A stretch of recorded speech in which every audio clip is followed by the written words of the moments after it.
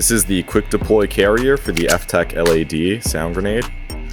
It holds the grenade really securely while still being easy to remove. There's a raised crown around the fuse head, and that prevents the safety pin from being accidentally pulled out.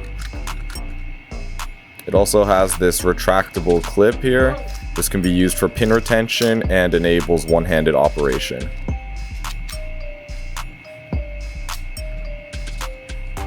With the safety pin clipped in, you can now deploy it with one hand and the pin stays retained, so no losing any pins. If you're not using the retention clip, then you can just pull it over to the side and clip it on to the exposed piece of elastic here to keep it out of the way.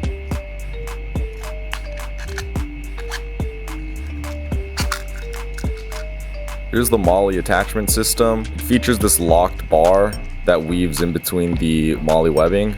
Now to unlock it, you can use a stick or the safety pin to pop out this little key, a lock piece. The bar can then be pushed out.